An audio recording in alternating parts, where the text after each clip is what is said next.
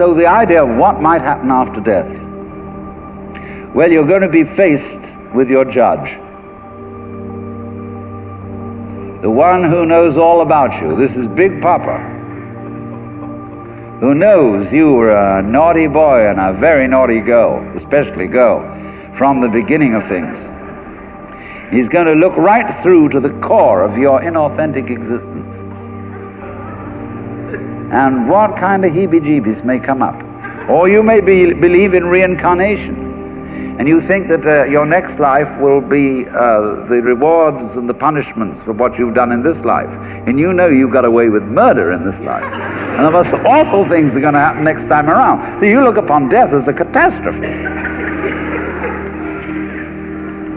Then there are other people who say, well, when you're dead, you're dead. Nothing going to happen at all. So what you got to worry about? Well, we don't quite like that idea, because it spooks us.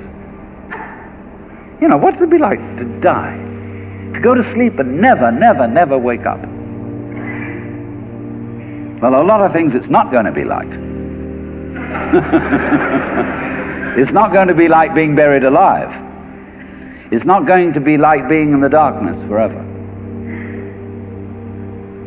I tell you what, it's going to be like as if you never had existed at all. Not only you, but everything else as well. That just there was never anything, and there's no one to regret it. And there's no problem. Well, think about that for a while. It's kind of a weird feeling you get when you really think about that. You really imagine it. Just to stop altogether. And you can't even call it stop, because you can't have stop without start. And there wasn't any start. There's just no thing. Well, then when you come to think of it, that's the way it was before you were born. I mean, if you go back in memory as far as you can go, you get to the same place as you go forward in your anticipation of the future as to what it's going to be like to be dead. Then you get these funny ideas that this blankness is the necessary counterpart of what we call being. Now, we all think we're alive, don't we? I mean, we're really here, that there is something called existence. You know, the existentialists, Dasein, thrownness, here we are. But how could you be experiencing that as a reality unless you had once been dead? What gives us any ghost of a notion that we're here, except by contrast with the fact that we once weren't?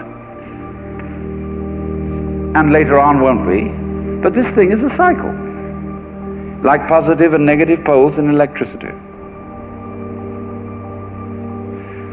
So this then is the value of the symbolism of she is black. She, the womb principle, the receptive, the instanding, the void, and the dark. And so that is to come into the presence of the God who has no image.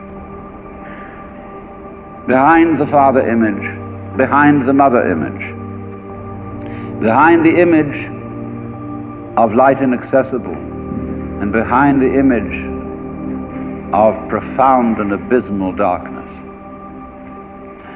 there's something else which we can't conceive at all.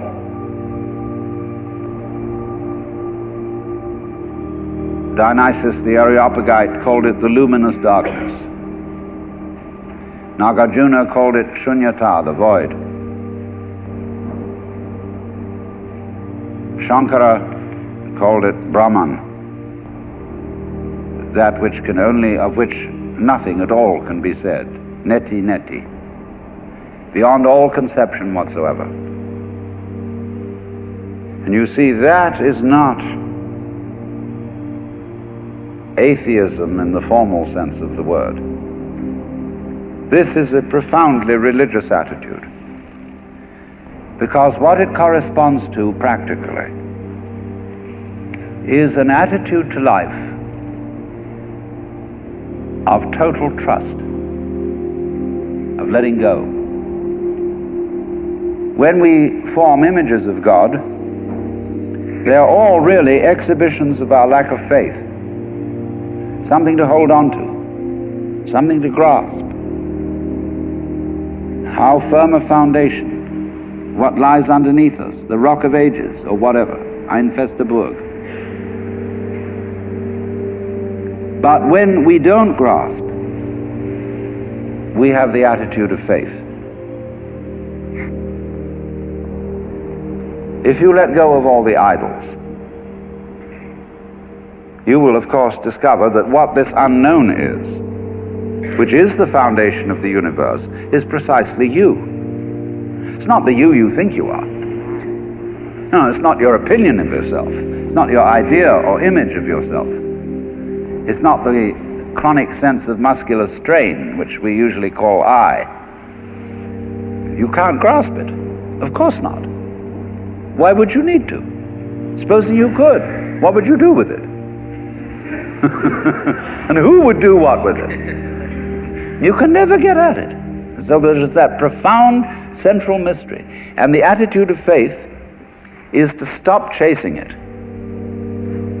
Stop grabbing it. Because if that happens, the most amazing things follow. But all these ideas of the spiritual, the godly, as this attitude of must, and we have been laid down the laws which we are bound to follow, all this jazz, is not the only way of being religious and of relating to the ineffable mystery that underlies ourselves and the world.